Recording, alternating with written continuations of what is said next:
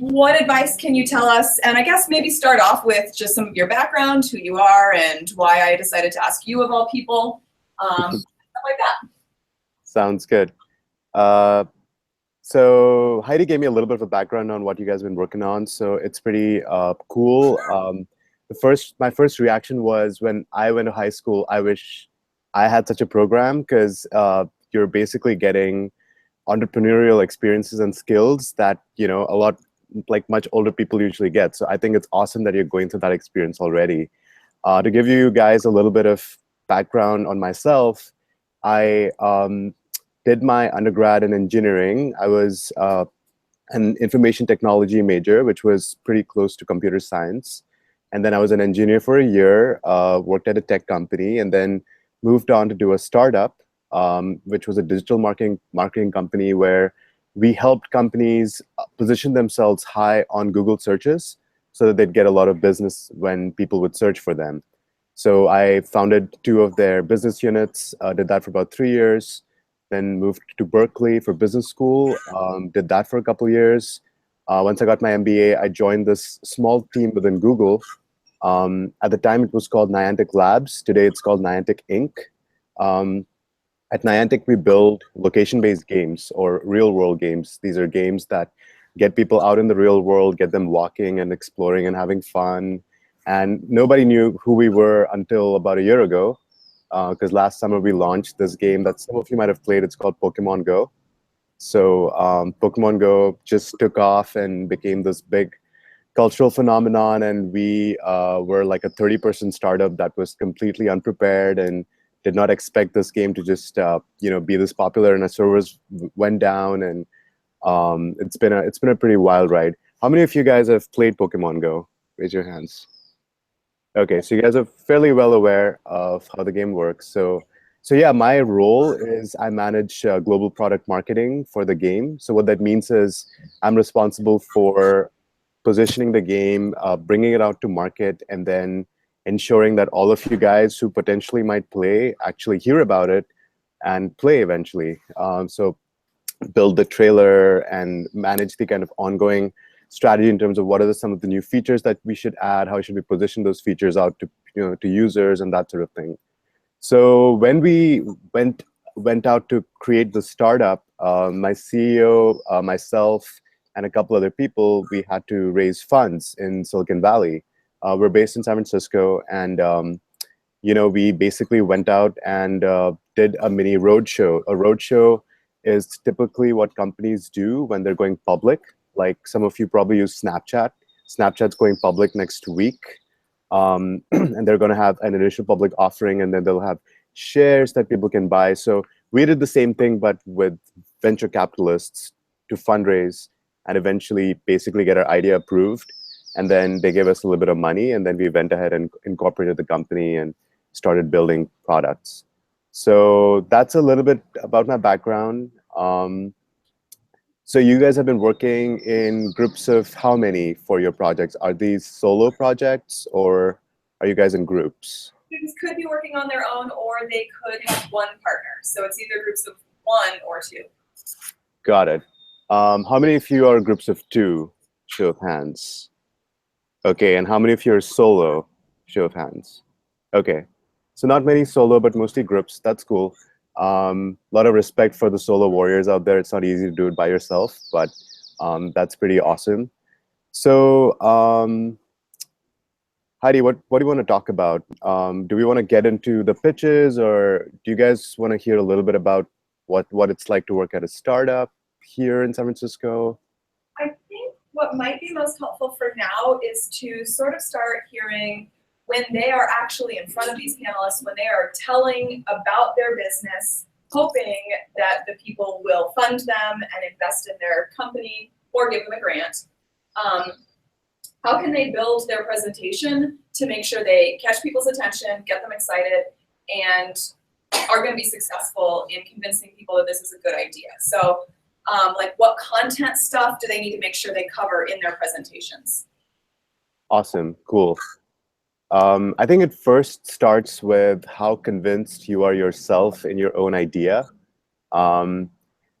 if you have to go up there in front of your class right now and talk about your favorite flavor of ice cream, um, and you have to convince them that your flavor is the best, and that if the class had to chip in money and get a big tub of ice cream, they should get your flavor. How would you do it? I would maybe think about that a little bit, right? So like, as an example, for me, I love mint chocolate chip.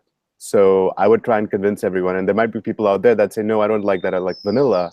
And I would tell them, here's what I really like about mint chocolate chip. Here's why it works for me. And also a lot of people that I've spoken with, a lot of friends that I did research with, um, so on and so forth. And try to like present data points and really show them why the addressable market for this flavor is pretty big.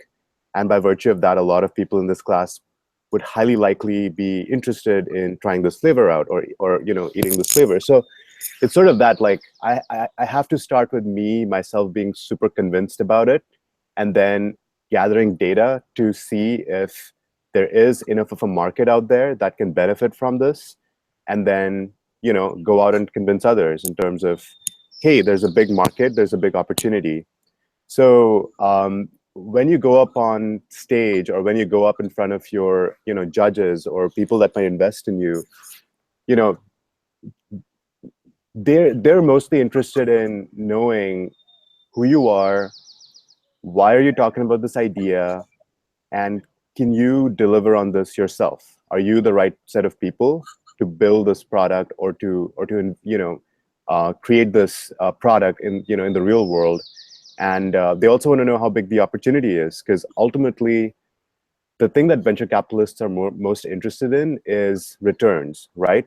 So let's for a moment assume that all of you are investors, right?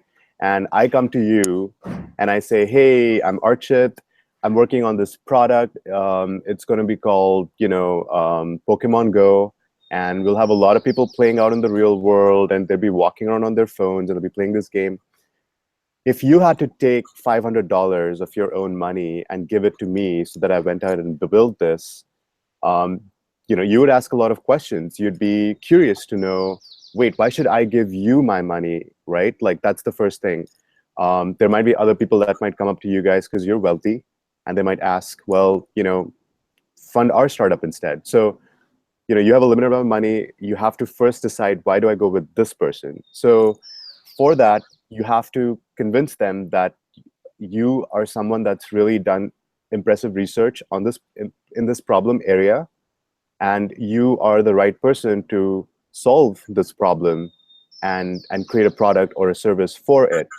So that's the first step. And in some cases, when you actually go out and fundraise, you'll talk a little bit about your background. And like, as an example, I would say something like, I've been working in the real world game space since the last 6 years.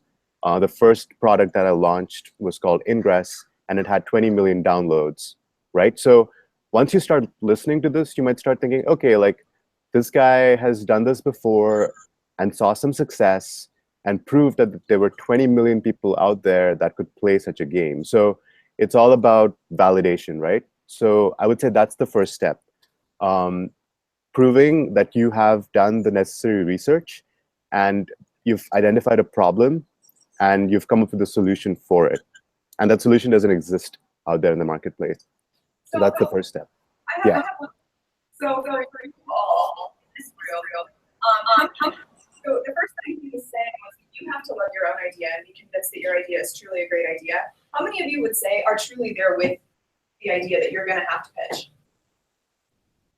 Okay, so most of us are. Do you have any advice for students who are going to have to pitch an idea where they see some flaws and are not totally confident?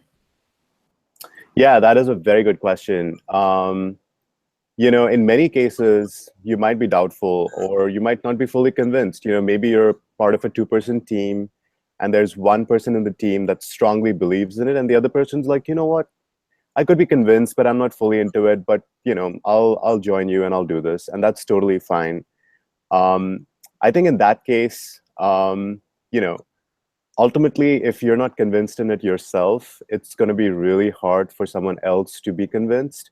So this might not sound great, but I would say like for the purposes of that pitch, fake it till you make it. Just, try to position yourself as someone that is a healthy skeptic, because skepticism is always respected, right? Like if I walk in and say, you know what, I'm going to create the best product out there that's going to, make everyone's lives better, no one's going to believe me, right? But if I walk in and say, hey, like I've identified this problem, I've created the solution, I strongly believe it'll work. And, there are things that we have to iron out, but we really feel like this is going to do well. People might think, okay, I respect that. Not everyone's going to be that brash and bold about, their idea. So I would say for the purposes of for your presentation or pitch, just, convince the other person that, you're fully into it, even though you might not be. And that happens all the time. And that's totally okay, because your end goal in this case is, I guess, to get validation or endorsement, right? Like you're basically getting an endorsement from who the judges might be. So if that's the goal, you gotta hit it. Cool. What about if somebody was coming to you personally, like if you were going to hear some of these presentations, from eighth graders, what would you be looking for? What would you be hoping any given pair of students would actually talk about? That's a really good question. I think the important thing is, the problem. A lot of people think that the problem needs to be really big, and I think people think too big too quick. Um, as an example, if someone says, my addressable market, which is the market that I can serve through this product or service that I'm creating, is going to be, about 1 billion people, then I would first think, okay, but can we really get there? So I think the first thing that I would look at is, are these people are these students solving for a problem that exists, and can they deliver? So as an example, I'm guessing you all live in Fort Collins, right? Actually, I teach in Windsor, so Okay, cool. a town of about 30,000 people. So most of these students live in Windsor, not all of them, but most. Got it.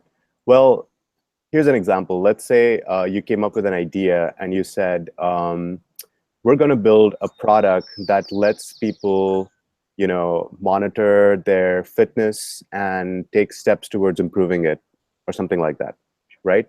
And if your idea was, hey, we have this cool idea, Yeah. we feel like we can really improve a lot of people's lives. Can you hear us? Because you just went silent. I can hear you guys. Oh, okay, great. Now we can hear you. Can you hear me now? Yes. Awesome.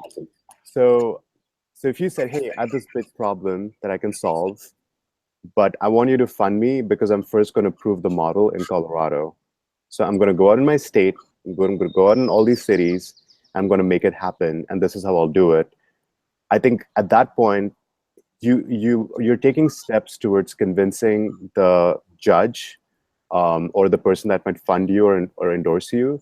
You're taking steps to show this person that you've carved out a methodical path that I believe you could implement and basically win. And then I'll feel like, okay, I actually trust this person, that this person can do it. So it's all about showing what the problem is, proving that you're someone that has done the research and can do something about it, and then finally showing that you have a plan that can get you there. And usually that plan is, it's like it's covering a small area. Like if I wanted to build the next Uber, I would first want to validate that in one city like San Francisco. And once I validated it, it was awesome. Then I would say, okay, I'm going to take this throughout California, and then so on and so forth. Necessarily better. You don't want to go solve a problem throughout the entire country. You would trust people more if they say they're going to deal with one city or one state to begin with. Yeah, in most cases. I mean, if you have an online model, like if you're creating an Amazon as an example, right? it's probably easier for you to say, you know what, I don't have any city by city barriers. But even then, I would say, well, if you're creating the next Amazon, I want you to start with one category of products. Basically, like simplify it to the extent that you can, that I don't want you to perform research and development, and I don't want to fund R&D, right? I want to fund an idea that you can test, learn from, and then expand. So I would say, like, think about how you can modularize your idea, implement it, test it, and then grow it out from there. Okay. I've got one last question. We've been talking about making sure your presentations are interesting, content-wise. So they know they have to have some energy, they have to make eye contact, volume, things like that. Content. If somebody's going to be sitting through a whole bunch of presentations, what's something that they can do to actually make people care about their presentation and keep them interested so they don't like drift off and stop paying attention? So how long are these presentations typically going to be? 5 minutes? Somewhere between 5 and 7 minutes. 5 and 7 minutes. Yeah, that's the right amount of time. I feel like beyond that, you start losing people. I think the most important thing is if you can, let's say you're a 2-person team, and for the ones that aren't a 2-person team, just find a friend, do the presentation in front of one another. I know that you might probably split and handle like 50-50 slides, but I would say maybe just like split and like let one person convince the other, and try to look at it from a completely unbiased standpoint and see, am I believing what you're saying? Am I engaged in your content? And am I moved to take some action based on what you've said? So I feel like typically these are, some of the important things that you want to think about when you have audience and when you're communicating with them, right?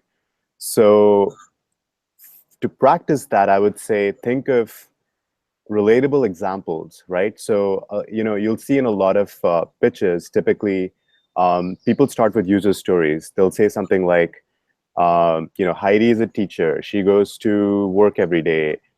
She is exhausted by the end of the day. So here's a product that'll make her feel really cheerful, So if you talk about some user story, that becomes a little bit relatable, and it's more like stories are always fun and interesting, right? So you want to keep it crisp. You want to make it so that the person can think, okay, like if I was in this person's shoes, I would probably feel this way and I would probably react this way, right? So stories are helpful. That's number one. The second is authenticity. So you have, and this comes back to my original point of being convincing. If you talk about some of the research that you've done and all the ideas that you have that you feel you can implement on, what I'm looking for is, are you authentic, right? And a skill for that is usually, when you're talking about your story, slow down a little bit. Make sure that you look your audience in the eye, and one thing that I learned myself was, I was giving a talk just about a couple of months ago, and I practiced with my MacBook, and I used the kind of the photo booth option where you can record yourself. And I realized that when I was talking, when I was speaking, I was looking all around and not at the camera. And that to me was a signal that I'm not engaging with my audience. I need to look them in the eye. So practice, again, practice obviously is super important, but I would say like practice for things like where you're looking, how fast you're speaking, and whether you have a little bit of, whether your pitch is going up and down or not. So as an example, when you have those really important slides in your presentation and you're delivering some really important information, slow down and say something like, we learned that the benefit of this product can be up to 70%. At that point, like, me as a user is like, I'm waiting, and they're like, whoa, 70%, that's kind of huge. So that's a skill where presenters, they slow down and they draw tremendous emphasis on the key thing that they want should be delivered to the viewer. So yeah, a combination of some storytelling, being authentic, having some intonation so that you're basically like drawing attention or emphasis to your key data points. And then finally, the most important thing, which is being crisp. You don't want necessarily to blabber a lot. You want to identify the problem, maybe with some story. You want to talk about the solution and give some background into how you got there. And then you talk about your plan. What are we going to do? And you want to be emphatic. You want to be, these are three things. Anchoring is a pretty valuable skill. With anchoring or with sort of, as an example, if I were to ask you, well, how are you going to solve this problem? Rather than saying, oh, I'm going to solve this problem by doing so-and-so, and then we'll do so-and-so, start with, I'm going to solve this problem in 3 steps. And then me as a viewer know, okay, there are 3 things that I need to pay attention towards. You say, step 1, I'm going to do this. Step 2, I'm going to do this. So anchor them, let them know, sort of what's coming. And then once your point's delivered, just stop and then wait. And then let them ask questions. So to recap, I would say some amount of storytelling that convinces them what the problem is, sharing some amount of research that you've done that kind of shows that you're the right person for this, and then providing a plan for how you believe you can solve this problem or build this product. And then your end goal is basically to let them know, I'm someone that can do this. I have a plan. I have probably already done some of this before, so there's a higher likelihood that me and nobody else can do this. So invest in me. Cool. I think we need to go so that I can. So not all of these students are officially mine, so I need to send some of them back to their own classrooms. And we've got a couple other things we need to take care of today. So we're going to go ahead and end, but thank you so much for taking the time to help them kind of figure out where to go. And go ahead and thank him, please. Thank you. All right. Most welcome. All the best, everyone. Thank you. Bye. Bye. Bye.